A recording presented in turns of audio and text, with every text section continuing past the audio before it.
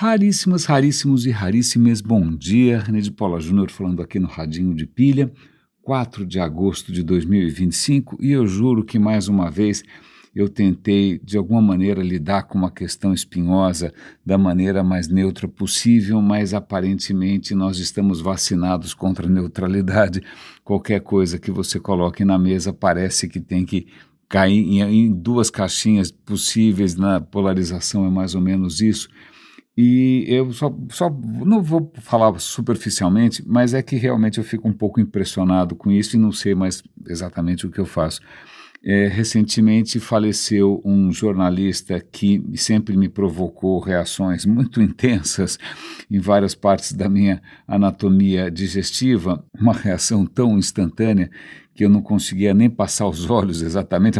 Se eu tentasse ler a primeira frase, isso me provocava realmente muita repulsa, mas faleceu, não é? Aliás, eu tinha até considerado cancelar a assinatura do Estadão depois que os caras incorporaram esse personagem, não é? E qual não é a minha surpresa? Bom, também, imagina, se ontem teve passeatas pelo Brasil inteiro defendendo traidores da pátria que estão tentando dar um golpe remoto, não é? Tudo é possível.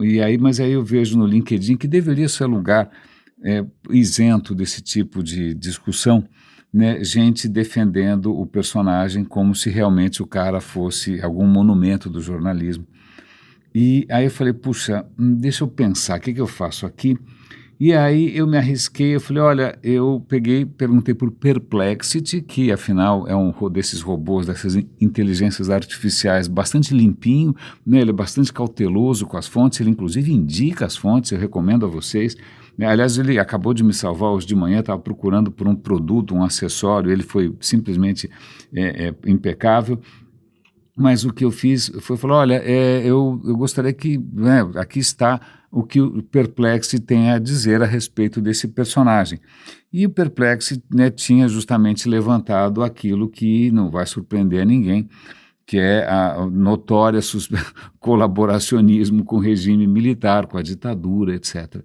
Aí eu peguei e passei esse link, né, sem dar a minha opinião.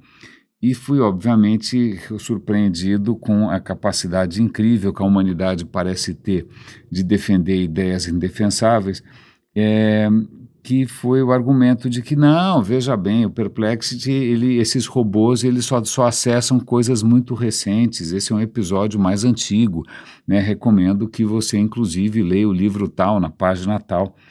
Eu falei, ok. Então, quer dizer, eu fiz uma tentativa para não ser pessoal, para ser impessoal, né? Obviamente, eu não preciso dizer que o Perplexity conhecia o livro, eu até perguntei, você conhece o livro? Você pode resumir o que o livro diz a respeito? E passei essa informação também, eu tenho certeza que não vai adiantar nada. Eu poderia ter dito, claro, da minha opinião pessoal, eu podia ter dito de tudo que eu ouvi dos antigos colegas de trabalho, né, que trabalhavam na mesma editora, né, histórias que não são muito... Mas, de qualquer maneira, o que me deixa... E não vou mencionar nomes aqui, tá? Por favor, eu não vou dar mais destaque do que essa pessoa jamais mereceu.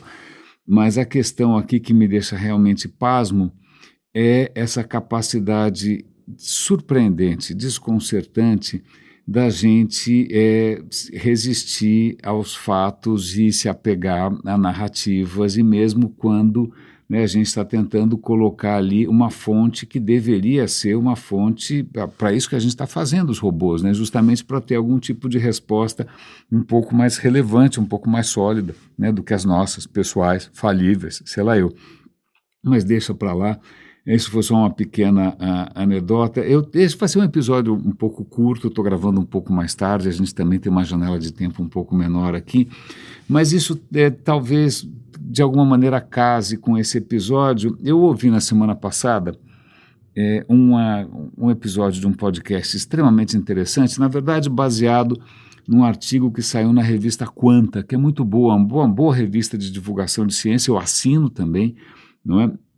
E era justamente um episódio, eu me lembro, era um episódio sobre memória, né, como funciona a memória humana E o que eu acho fascinante é que durante tanto tempo, né, a gente teve tantas teorias sobre como funciona, sei lá o quê, a mente humana, a consciência, o desejo, a culpa, mas tudo de orelhada, né, tudo sentado, gente sentada no, no sofá ou numa poltrona, fumando um charuto, no caso do Freud, um cachimbo, no caso de não sei quem, sem nenhum tipo de evidência material, concreta, nada, era só achismo. Não é? Mas agora a gente tem imagens, a gente tem exames, né? A gente tem pistas que são bastante concretas. E o que essa reportagem mostra, eu recomendo que vocês leiam o artigo, é que a nossa memória, curiosamente, que é uma das palavras-chave aqui do Radin, ela parece que para economizar tempo, né, para facilitar a própria vida, né, para não fazer com que você fique atônito, né, desconcertado, como eu fico tantas vezes aqui quando alguém rejeita o Perplexity, que você não fique perdido, né, sobrecarregado, o que ela faz é simplesmente usar roteiros pré-prontos. E eu vou explicar mais ou menos qual é a história aqui. Eu vou resumir bastante, tá bom? Mas a história é a seguinte: os pesquisadores estão descobrindo, usando inclusive exames de ressonância, bota o cara lá de ser naquelas máquinas infernais que fazem um barulho louco, né, faz o cara assistir um filminho, faz o cara lembrar do que ele viu no filminho, e aí vê como é que, o que acendeu ali no cérebro do cara. O que está ficando cada vez mais claro é que o cérebro a nossa mente, ela vai acumulando pequenos roteirinhos pré-prontos. Por exemplo, como é que é uma ida ao restaurante? Até parece quando você está aprendendo línguas. Vamos aprender como é que é ir ao restaurante. Como é que você reserva uma mesa? Como é que você pede o seu prato? Como é que você paga a conta? Como é que o garçom, né, recebe o seu pedido? Né? São aqueles cenários estereotipados, né? Mas, na verdade, isso corresponde à maneira como o seu cérebro, a sua memória também se organiza. Então, se você vê um filme e a pessoa está entrando num restaurante, né, vão acontecendo quase sempre, a não ser que seja um filme completamente surreal, vão acontecendo coisas que são muito previsíveis. O que acontece é que o teu cérebro ele não vai registrar exatamente a história toda, ele não vai registrar absolutamente todos os detalhes, porque ao longo da sua vida, na medida em que você já experimentou, que você já circulou pelo mundo, que você viveu, né, você já armazenou mais ou menos um template, um roteirinho, um script de como é que é uma ida ao restaurante. É o seguinte, você vai escolher uma mesa, você vai sentar, vai chegar um garçom, você vai pedir, vem a comida, você come, você e paga. Acabou. Então, quando você se lembra de alguma história que você viveu, ele vai seguir esse roteirinho. Se você perguntar qual era a cor do sapato do garçom, qual era, se ele tinha bigode, se ele não tinha bigode, provavelmente você não vai lembrar disso com tanta clareza, porque não é que você filmou isso e esse filme está em algum lugar da sua memória em 4K, HDR, para você resgatar. Não, o seu cérebro, para facilitar, né, facilitar a sua vida, né, a sua existência, ele vai simplesmente pegar o roteirinho ida ao restaurante e ele vai armazenar nas caixinhas certas, o resto se perde completamente. E isso é visível, por exemplo, quando você assiste, se você fosse um voluntário desse experimento, iam botar você ali naquela máquina infernal, não é? Iam fazer você assistir uma cena, iam pedir para você contar essa cena, e o que acontece é que é isso, é visível, né, no exame de imagem, que o cérebro está acionando várias partes dele mesmo, ali o cérebro inteiro está envolvido nisso, mas ele já tem um roteirinho pronto. Isto é, se você conhecer a situação, se a situação for completamente nova, né, que é o que acontece quando você é uma criança, que é o que acontece quando você é um adolescente, que é o que acontece quando você foi parar na cidade grande e não sabe como as coisas funcionam, cara, tudo aquilo é um tsunami de informações, você não sabe nem por onde você começa. É como quando você viaja para um lugar estranho, você não sabe nem por onde você começa, o que é normal, o que é normal, se tira sapato, se não tira sapato, por que senta no chão, o que está acontecendo, tem alguma coisa errada, não tem, tudo é novo. Mas à medida que essas vivências suas se repetem, você começa a falar, bom, eu não preciso prestar atenção num monte de coisas, porque é tudo mais ou menos igual, é tudo mais ou menos repeteco. E a nossa memória faz isso para que para conseguir não ficar lotada, para que você não fique insano armazenando detalhes completamente desnecessários. Achei essa história muito interessante, eu acho que ela se encaixa, inclusive, numa certa linha de aprendizados que a gente tem descoberto aqui no Radinho e que mostram como o cérebro, a nossa consciência, ela acaba se organizando para comprimir as informações, né?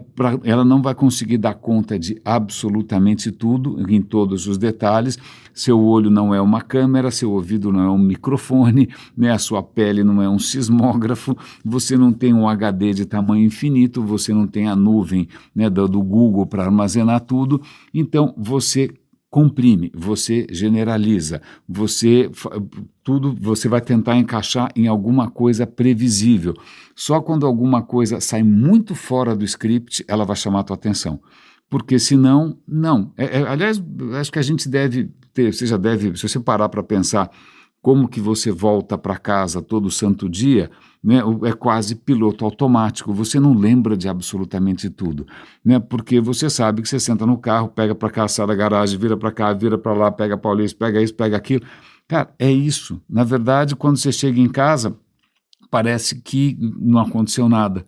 Aliás, talvez seja por isso que quando a gente viaja e tudo é absolutamente novo, né, uma semana rende assunto para o resto da vida, né? Agora, uma semana no seu dia a dia, não rende nada. O que você fez na semana passada de diferente? Você fala, o que você almoçou na terça-feira? Né? Onde você estava?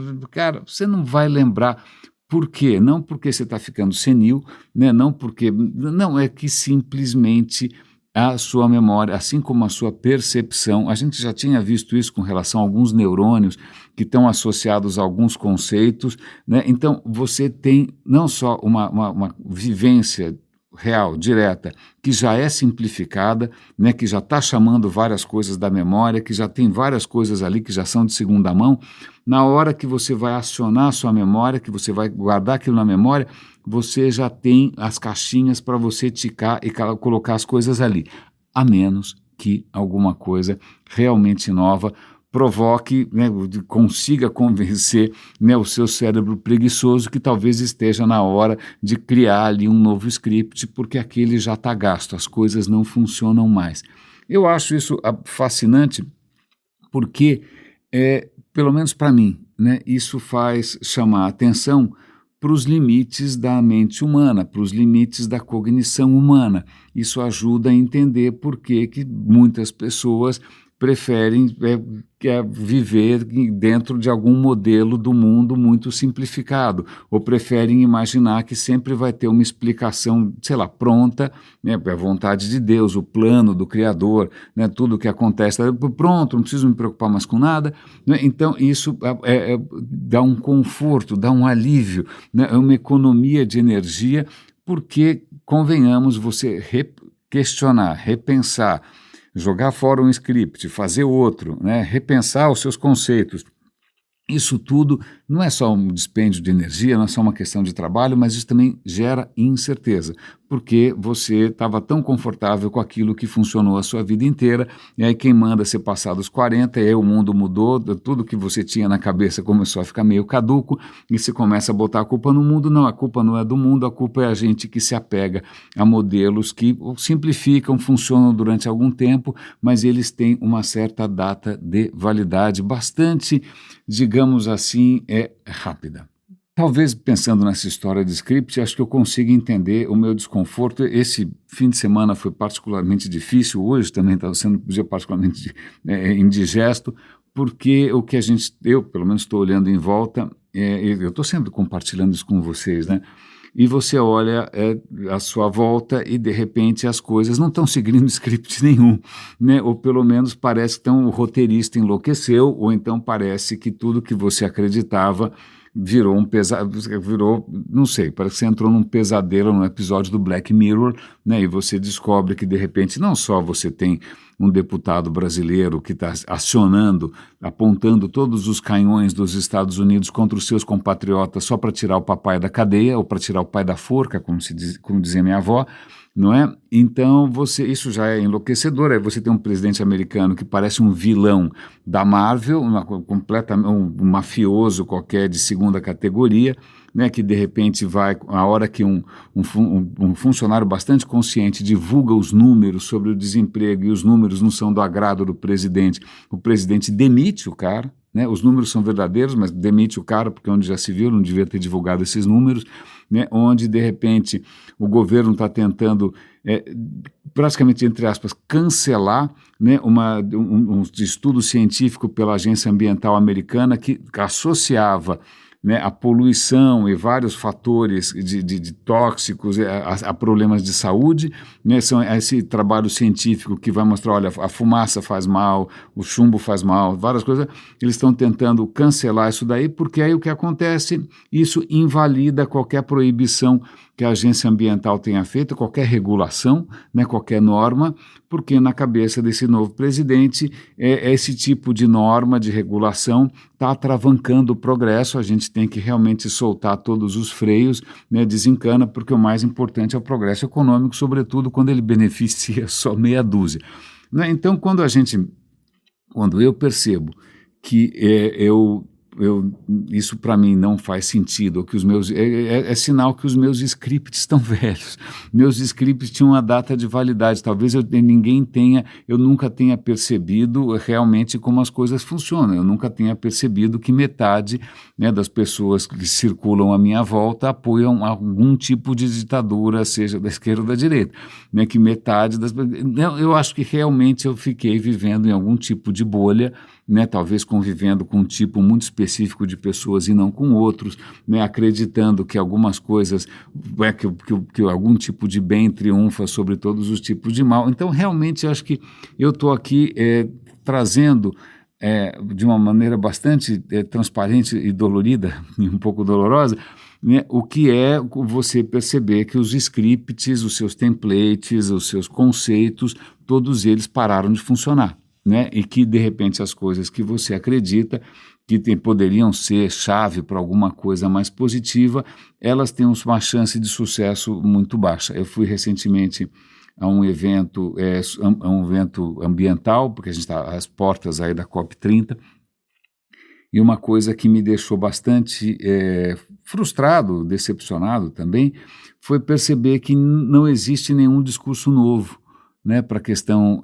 ambiental, para conscientizar as pessoas. A gente está batendo nos velhos clichês, a gente está tentando usar as mesmas imagens, né, usando as mesmas narrativas que não funcionaram até hoje, né, e fico pensando, puxa, a Greta não conseguiu virar esse jogo, a Greta Thunberg, ninguém conseguiu virar esse jogo, né, como é que a gente vai lá se reunir todo mundo se não tem nenhuma ideia nova?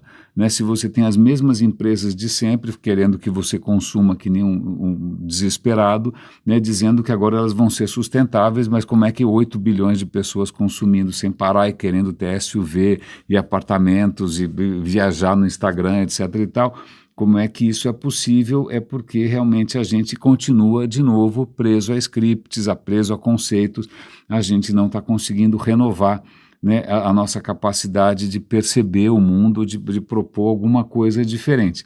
Então, eu fico, para mim, do ponto de vista pessoal, é um certo fracasso, porque eu joguei tantas ideias e coloquei o coração na mesa aqui todo santo dia durante tanto tempo, e parece que eu estou errando na mosca, né? Eu fico aqui torcendo para que alguém consiga, né, não, desculpa, essa é a palavra errada, para que alguém consiga catalisar alguma forma de criatividade ou de proposta um pouco diferente, né, de uma vida que não seja pautada por essas coisas que já pararam de funcionar, que são caducas. Mas eu tive, acho que esse final de semana, uma super exposição justamente a pessoas com uma capacidade simplesmente indestrutível de se basear num pensamento mágico, que eu acho que eu estou um pouco tonto, eu preciso recuperar um pouco, respirar um pouco outros ares para ver o que efetivamente a gente pode trazer de novo para fazer algum tipo de diferença.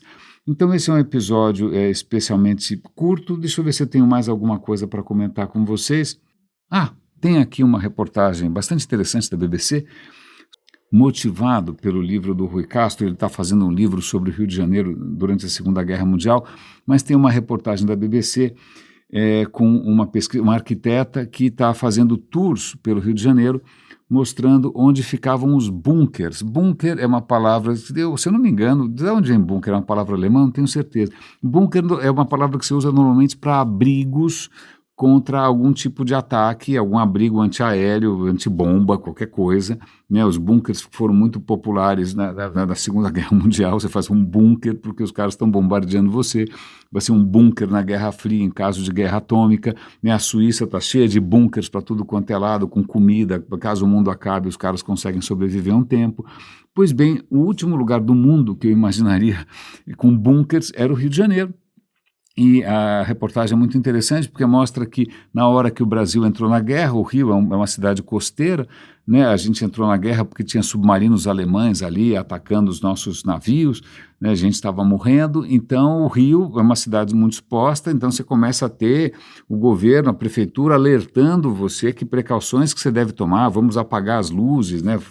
Em caso de ataque, de bombardeio nazista, por favor, procurem abrigo debaixo do túnel, seja lá ele, mas isso é coisa para o populacho, né? Porque realmente quem era bacana, quem era rico, né, podia comprar um apartamento nos novíssimos prédios que já vinham com bunker. Olha que beleza, eles vão mostrar ali vários anúncios, né, de prédios de altíssimo padrão para a elite carioca, né, que em caso de pânico podia se direcionar ali em fila ordenada, claro, eu consigo imaginar isso, para um bunker que tinha tudo, ar-condicionado, gerador, comida, provavelmente quarto de empregada, né, uma faxina, não sei, né, para você, caso, né, todo mundo morresse, pelo menos a elite estava salva. E são dezenas e dezenas de prédios que foram construídos e anunciados como sendo uma coisa muito bacana, né, com bunkers que agora está tudo descaracterizado, está tudo decadente, né? Se você olhar lá, virou garagem, obviamente, que é uma coisa muito importante.